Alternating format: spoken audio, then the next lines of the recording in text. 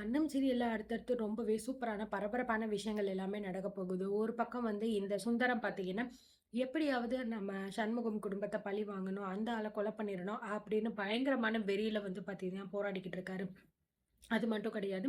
So அது பத்தாதுன்னு சொல்லிட்டு இந்த ரம்யாவ வேற கூட்டு சேர்க்கணும். ஏன்னா ரம்யா வந்து இந்த குடும்பத்துக்கு எப்படிப்பட்ட மருமகளா இருக்கா? பிளஸ் ரம்யாவும் பார்த்தீங்கன்னா, இந்த குடும்பத்தில உள்ளவங்கள பழி வாங்கணும் அப்படின்னு தான் நினச்சுக்கிட்டு இருக்கா அப்படிங்கிறதையும் வந்து தெரிஞ்சுக்கிறாரு. இதனால நம்ம இத இப்படியே வந்து தனியா இருக்கக்கூடாது. ஸோ ரம்யாவோட துணையோட நம்ம பண்ணணும் அப்படிங்கிற மாரியும் நினைக்கிறாரு. இதுக்கான ஒரு சரியான நேரம் எப்ப கிடைக்கும் அப்படின்னு சொல்லிட்டு வெயிட் பண்ணிக்கிட்டு இருக்காரு. ரம்யா கிட்ட போய் பேசணும். இத பத்தி நம்ம ரம்யா கிட்ட உதவி கேட்கணும் அப்படிங்கிற மாரி. அது மட்டும் கிடையாது.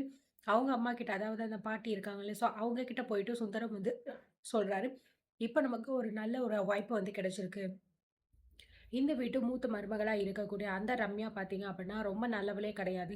இந்த வீட்ல உள்ளவங்கள மொத்தமா பழிவாங்கணும் அப்படிங்கிறது தான் அவளோட நோக்கம் அப்படிங்கிற மாரி சொல்லும்போது, "நீ சொல்றது உண்மையா சண்முகம்?" அப்படின்னு வந்து கேட்கறாங்க. "ஆமாம்மா. இந்த விஷயத்தையே சண்முகம் சொல்லி தான் எனக்கே வந்து தெரியும். எப்படி அவங்க 2 பேருக்கு கல்யாணம் ஆச்சு. அது மட்டும் கிடையாது.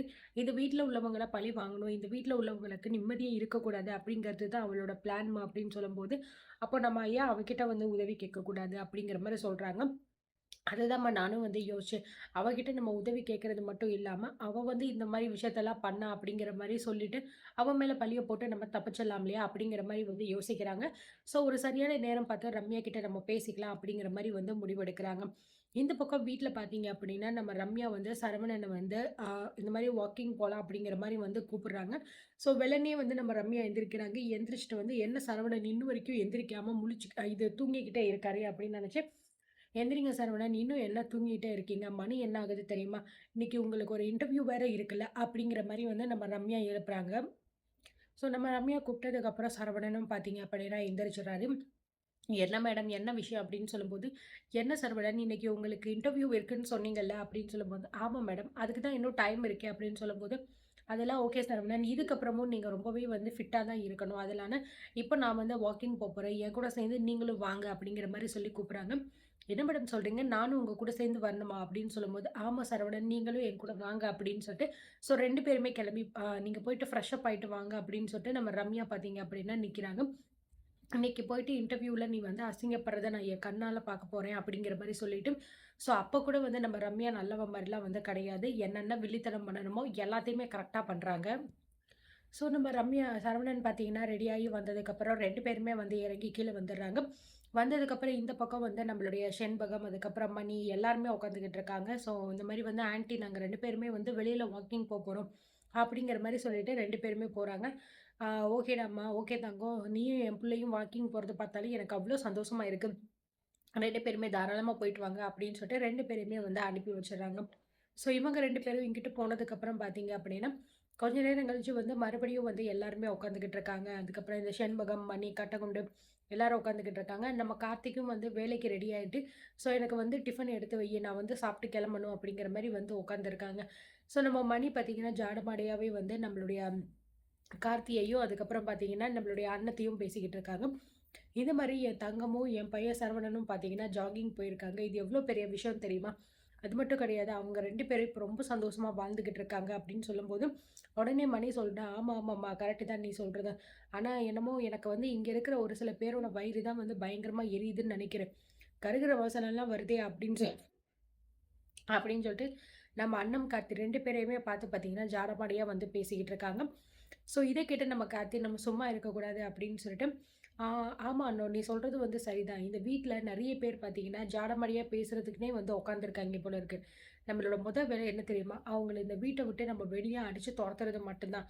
அவங்க போனா தான் இந்த வீட்ல எல்லாருக்குமே நிம்மதியா இருக்கும்." அப்படிங்கிற மாரி சொல்லும்போது, நம்ம மணிக்கு வந்த கோவம் வந்து, "டேய் எதுக்குடா இப்ப என்ன சொல்லிக்கிட்டு இருக்க நீ?" அப்படின்னு சொல்லும்போது, "நான் உன்ன சொன்னேன்னு உனக்கு தெரியுமா?" அப்படிங்கிற மாரி மணி கேட்குறாங்க. அதே மாரி "நான் உன்ன சொன்னேன்னு உனக்கு தெரியுமா?" அப்படிங்கிற மாரி கார்த்திக்கும் கேட்குறாங்க. ஸோ நம்ம அண்ணன் பார்த்தீங்கன்னா, "பேசாம வாய மூடிட்டு சும்மா இருங்க சின்னதா. எதுக்கு இப்ப தேவையில்லாம ஏதாவது நீங்க பேசிக்கிட்டு இருக்கீங்க?" அப்படின்னு சொல்லும்போது, இத கேட்ட நம்ம செண்பகம் பார்த்தீங்கன்னா, "நீ நல்லா அவனுக்கு வந்து மந்திரம் ஓதுடி. அப்படி பண்ணி பண்ணி தானே அவன நீ உன் சேலையில வந்து முடிஞ்சு வச்சிருக்க. இதெல்லாம் நான் என்ன பார்க்காம இருக்கேன்னு நீ நெனச்சுக்கிட்டு இருக்கியா?" அப்படிங்கிற மாரி நம்ம செண்பகமும் வந்து சொல்லிர்றாங்க. ஸோ அதுக்கப்புறம் அவங்க 2 பேரும் வாய மூடிட்டு அமைதியா இருந்துர்றாங்க. இந்த பக்கம் பார்த்தீங்க அப்படின்னா, வெளியில ஜாகிங் போன நம்ம ரம்யா, சரவணன் 2 பேருமே வராங்க. "வாங்க, வாங்க. இப்ப தான் உங்கள பத்தி நான் பேசிக்கிட்டு இருந்தேன். உங்களுக்கு ஆயுசு 100. உங்கள பத்தி தான் நான் நெனச்சுக்கிட்டு இருந்தேன். இன்னும் நீங்க வரலேன்னு சொல்லிட்டு கரெக்ட்டா வந்துட்டீங்க. "என்ன தங்கம் தோப்பெல்லாம் நல்லா சுத்தி பார்த்தியா? எப்படி இருந்துச்சு?" அப்படின்னு சொல்லும்போது, "ஆமா ஆன்ட்டி நான் தோப்பெல்லாம் சுத்தி பார்த்தேன். ரொம்ப சூப்பரா இருந்துச்சு ஆன்ட்டி. அங்க வாக்கிங் போறதுக்கே அவ்ளோ பீஸ்ஃபுல்லா ரொம்ப அமைதியா இருந்துச்சு. இதுக்கப்புறமும் தினமுமே வந்து அங்கேயே தான் வந்து வாக்கிங் போலாம் அப்படின்னு பிளான் பண்ணியிருக்கோம். நானும் சரவணனும்." அப்படிங்கிற மாரி வந்து சொல்றாங்க. "ரொம்ப நல்லது தங்கம். உனக்கு புடிச்சிருக்குன்னா தாராளமா நீ என்ன வேணாலும் செய்யி. அது மட்டும் கிடையாது. சரவணன கூட இப்ப நீ வாக்கிங் கூட்டிட்டு போக ஆரம்பிச்சுட்டல்ல. இதெல்லாம் பார்க்கும்போது ரொம்ப சந்தோஷமா இருக்கு எங்களுக்கு." அப்படிங்கிற மாரி வந்து சொல்றாங்க. சரி ஆன்டி. எனக்கு கொஞ்சம் வந்து ஆஃபீஸ் வேலை இருக்கு. அதனால நான் சீக்கிரமா கெளம்பணும். நான் போயிட்டு ரெடி ஆயிட்டு வந்துர்றேன் அப்படின்னு சொல்றாங்க. சரி ஓகே தங்கம். நீ போயிட்டு ரெடி ஆயிட்டு வா அப்படின்னு சொல்லிட்டு செண்பகமும் பார்த்தீங்கன்னா, ரம்யாவ வந்து அனுப்பி வச்சுடுறாங்க. இந்த பக்கம் பார்த்தீங்க அப்படின்னா, நம்ம சரவணன் வந்து, "அம்மா எனக்கு நான் இன்னைக்கு எவ்ளோ சந்தோஷமா இருக்கேன்னு தெரியுமா?" அப்படின்னு சொல்றாங்க. "என்னடா சரவணா என்னாச்சு?" அப்படிங்கிற மாரி கேட்கறாங்க. நம்ம வாக்கிங் போனோம்லம்மா, நம்ம தோப்பு ரம்யா மேடம்க்கு ரொம்பவே புடிச்சிருச்சும்மா. அவ்ளோ சூப்பரா நல்லாருக்கு அப்படின்னு சொல்லிட்டு ரொம்ப சந்தோஷப்பட்டாங்க. அது மட்டும் கிடையாது, ஒரு வேள நாங்க வந்து அங்க சின்னதா ஒரு கெஸ்ட் ஹவுஸ் கட்டினாலுமே வந்து கட்டிருவோம் அப்படிங்கிற மாரி சொல்றாங்க. "இதுல என்னடா இருக்கு சரவணா? உங்களுக்கு புடிச்சா நீங்க என்ன வேணாலும் பண்ணுங்க" அப்படின்னு சொல்லும்போது, "ஆமாம்மா, ஏன்னா ரம்யா மேடம்க்கே வந்து அந்த இடம் ரொம்ப புடிச்சிருக்கு. அதனால நாங்க ஒரு சின்னதா கெஸ்ட் ஹவுஸ் கட்டிட்டோம்னு வச்சுக்கோவேன், அங்கேயே நாங்க இருக்கிறதுக்கு கூட வாய்ப்பு இருக்கு. அதுக்கப்புறம் இந்த வீட்டுக்குலாம் நாங்க கால கூட வைக்க மாட்டோம்" அப்படிங்கிற மாரி சொல்றாங்க. அதுக்காக நாங்க வந்து அங்க போயிர்றோம் அப்படிங்கிறதுக்காக, உன்ன நான் இங்கேயே விட்டுட்டு போயிருவேன்னு மட்டும் நெனைக்காத. நான் எங்க இருக்கேனோ, அங்க தான் நீயும் இருக்கணும். உன்ன நான் என் கூடவே சேர்த்து கூட்டிட்டு போயிருவேன். மத்தவங்க மாரி நான் உன் மேல வந்து பாசம் இல்லாம, பொண்டாட்டி வந்தோனே பொண்டாட்டி பேச்ச கேட்டுட்டு ஆடுறவனாலாம் நான் வந்து என்னைக்குமே இருக்க மாட்டேன். எப்பயுமே நான் வந்து உன் புள்ள தாம்மா. நான் எங்க இருந்தாலும் சரி, அங்க தான் நான் உன்ன கூட்டிட்டும் போவேன். அப்படின்னு நம்ம சரவணன் வந்து சொல்லும்போது, எனக்கு தெரியும்டா சரவணா உன்ன பத்தி எனக்கு தெரியாம இருக்குமா? அப்படிங்கிற மாரி சொல்றாங்க.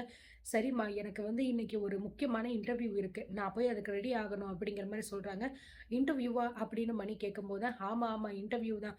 ஒரு முக்கியமான வேலைக்காக இன்டர்வியூ வந்து இன்னைக்கு எனக்கு குடுத்துருக்காங்க. நான் அத போய் அட்டெண்ட் பண்ணேன்னா, இன்னைக்கு எனக்கு சூப்பரான ஒரு வேலை நல்ல சம்பளத்தோட கிடைச்சிரும்மா, அப்படிங்கிற மாரி சொல்றாங்க. சரிடா சரவணா, நீ போயிட்டு வேலைய இது ரெடி ஆயிட்டு வா. உனக்கு நான் வந்து டிஃபன் எடுத்து வைக்கிறேன் அப்படிங்கிற மாரி சொல்லிட்டு செண்பகம் பார்த்தீங்கன்னா சொல்றாங்க. சரவணனும் சரி அப்படிங்கிற மாரி சொல்லிட்டு பார்த்தீங்க அப்படின்னா வந்து போயிடுறாரு. இந்த பக்கம் பார்த்தீங்க அப்படின்னா, "பாத்தியா மணி என் புள்ளைக்கு எவ்ளோ பொறுப்பு வந்திருக்கு" அப்படின்னு சொல்லிட்டு, அது மட்டும் இல்ல ரம்யா என் புள்ளையோட வாழ்க்கைக்குள்ள வந்ததுக்கு அப்புறம் தான் இவ்ளோ பெரிய மாற்றம் அவனுக்குள்ள இருந்திருக்கு. இதுக்கு முன்னாடி அவன் வேலைக்கு போணும் அப்படி இப்படின்னு நெனச்சிருப்பானா, வாக்கிங் போணும் அப்படின்னு நெனச்சிருப்பானா, ஆனா என் மருமக பார்த்தீன்னா எல்லாமே வந்ததுக்கப்புறம் அவன மொத்தமாவே வந்து மாத்திட்டா. இத பார்க்கும்போதே எனக்கு அவ்ளோ சந்தோஷமா இருக்கு. மத்தவங்க மாரியா வந்து என் புள்ளைய வந்து அவங்கவங்க முந்தானையில முடிச்சு வச்சுக்கிறாங்க. ஆனா என் தங்கம் அப்படி கிடையாது. உண்மையிலேயே அவளுக்கு தங்கம்னு பேர் வச்சது எவ்ளோ கரெக்ட்டா இருக்கு பார்த்தியா? அப்படின்னு சொல்லும்போது, ஆமாம்மா நீ சொல்றது சரிதான் அப்படின்னு பார்த்தீங்கன்னா 2 பேருமே பேசிக்கிட்டு இருக்காங்க. ஸோ, இதெல்லாம் கார்த்திக் வந்து பார்த்தீங்கன்னா, சிரிச்சுக்கிட்டே தான் இருக்காரு பார்த்துட்டு. இவங்கலாம் வந்து இப்படிலாம் பேசிக்கிட்டு இருக்காங்களே அப்படின்னு சொல்லிட்டு, என்ன நடக்குது அப்படிங்கிறத பொறுத்திருந்து பார்க்கலாம்.